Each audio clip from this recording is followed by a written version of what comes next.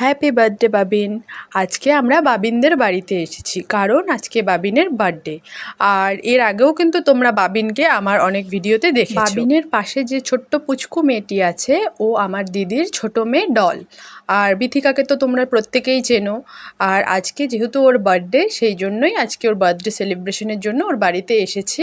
আর এখন হবে ওর বার্থডের কেক কাটা, তোমরা সবাই দেখতে থাকো।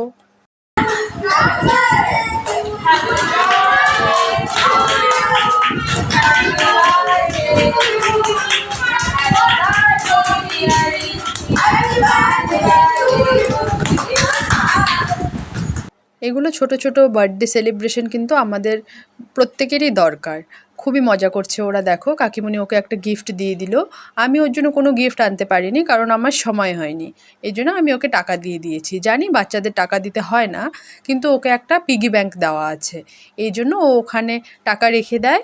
আর একদম যখন পিগি ব্যাংক ভরে যাবে তারপরে ওর জন্য ওর মন পছন্দের কোনো কিছু ওর মা ওকে কিনে দিবে, মানে আমার বোন ওকে কিনে দিবে। তারপর আমার ভাগ্নি নিয়ে এসেছে পার্টি স্প্রে, আর তোমরা দেখো।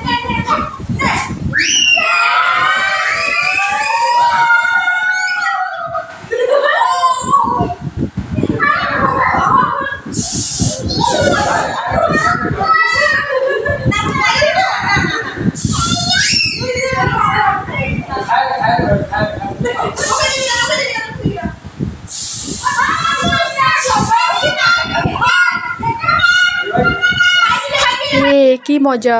তোমরা দেখো বাবিন তো একদম লাফিয়ে লাফিয়ে, ওর আনন্দের সীমা নাই। আর ডলকে দেখো, ও ফোমগুলোর মধ্যে ও পিছলে যেন পড়ে যাবে। দেখো তোমরাও ঠিক মতন দাঁড়াতেই পারছে না। আর কাকিমণি বলছিল দেখো ও ওখানে ফোমের মধ্যে ও পিছলে পড়ে যাবে, দুজনেই সেম।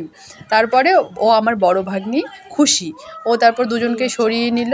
তারপরে ও এখন এগুলো পরিষ্কার করবে, যেহেতু ওই নিয়ে এসেছে, ওরই এগুলো পরিকল্পনা, এই জন্য ওকেই বলা হয়েছে তুই নিয়ে এসেছিস এখন তুই পরিষ্কার কর। আর এভাবে বাচ্চারা আনন্দ করছিল। আর তারপরে খাবার দাবার রেডি করার পালা এবার। আর আমি যখন গিয়েছি তখন মোটামুটি ওদের অন্য সমস্ত রান্না হয়ে গিয়েছিল, শুধু পুরিটা বানানো বাকি ছিল। আর তারপর এখন পুরি বানানোর পালা, আমরা সবাই মিলে পুরি বানানো শুরু করে দিয়েছি। আর আমি তো পুরি সেরকম গোল গোল করে আমি বেলতেও পারি না, এই জন্য আর এক দিদি আমাকে বলল তুমি ভালো করে লেচিগুলো গোল গোল করে করে তুমি আমাকে দাও, আমি ভালো করে লুচিগুলো বেলে দেই, মানে পুরিগুলো আর কি। তারপরে আমরা এটাই করছিলাম, আর খুব ভালোও লাগছিল। সবাই মিলে একসঙ্গে এভাবে কাজ করলে কিন্তু দারুণ মজা হয়। আর এই বার্থডের অনুষ্ঠানটা কিন্তু একদম ঘরোয়া ছিল। আমরা কয়েকজন ফ্যামিলি আর ওদের বাড়ির আশেপাশের কয়েকজন ফ্যামিলিকে নিয়েই এই অনুষ্ঠানটা হচ্ছিল। আর এই জন্য আমরা সবাই হাতে হাতে করছিলাম। আর সবশেষে যখন ওদের দিদিদের ভাজা হয়ে গিয়েছিল, লাস্টের কয়েকটা বেঁচে গিয়েছিল, সেগুলো আমিই ভাজছিলাম। দেখো কি সুন্দর ফুলকো ফুলকো করে ভাজছি। আমার কিন্তু পুরি ভাজতে খুব মজা লাগে। আমি যখন আমাদের বাড়িতে করি তখন কিন্তু আমি নিজেই করি, একটু ট্যাড়া বাঁকা হয় ঠিকই, কিন্তু ট্যাড়াই হোক আর বাঁকাই হোক যাবে তো ওই পেটেই ছিঁড়ে ছিঁড়ে খেতে হবে, এটা ভেবে যেভাবে সম্ভব আমার পক্ষে আমি সেভাবেই করি। দেখো কি সুন্দর ফুলকো হয়েছে, দেখতেও কিন্তু ভাল লাগছিল।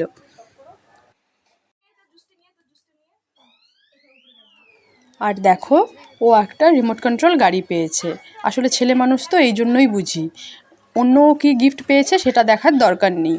ও গাড়ি পেয়েছে, ও গাড়ি নিয়ে একদম ব্যালকনিতে এসে বসে পড়েছে। আর শুধু ও না, চারজনই এসেছে, ও আমার বড় ভাগ্নি খুশি, বিথিকা মানে আমার মেয়ে, আর ডল, চারজনই মিলে খেলা শুরু করে দিয়েছে। এবার ও গাড়িটার উপরে ও জুসের যে গ্লাসগুলো আছে সেগুলো দিয়ে খেলা শুরু করে দিয়েছে। দেখো মালবাহী রিমোট কন্ট্রোল গাড়ি, দেখতেও ভালো লাগছে। আর বাচ্চাদের তো মন, ওরা কখন খেলবে ওদের সেটা বলা মুশকিল, ওদের মাঝরাতেও খেলা শুরু হয়ে যেতে পারে।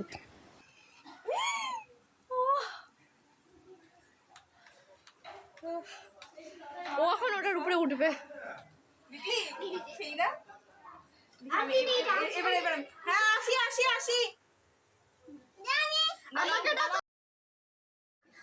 আর এই যে দেখো এখন বাচ্চারা খেতে বসে পড়েছে। অন্য যে সমস্ত গেস্টরা এসেছিল ওরা খাওয়া দাওয়া করে চলে গিয়েছে। আর ওরা ব্যস্ত ছিল যেহেতু, এই জন্য ওদের খাওয়ার সময় হয়নি। খেলাধুলা শেষ করে গেস্টরা যাওয়ার পর ওরা খেতে বসেছে। আর আমার এই ভিডিওটা তোমাদের কেমন লাগলো তোমরা কিন্তু অবশ্যই আমাকে কমেন্টে জানাতে পারো। আর তোমরা প্লিজ আমার চ্যানেলটা সাবস্ক্রাইব করে দিবে, কারণ তোমাদের সাপোর্ট ছাড়া আমার এই ইউটিউব জার্নি কিন্তু কোনোভাবেই সম্ভব না। আমি আশা করি আমার বানানো প্রত্যেকটা বড় ভিডিও, শর্টস, রিলস তোমরা প্রত্যেককেই দেখবে, লাইক করবে, কমেন্ট করবে, শেয়ার করবে আর এভাবেই আমার পাশে থাকবে। আশা করি তোমরা সবাই সুস্থ থাকবে। বাই।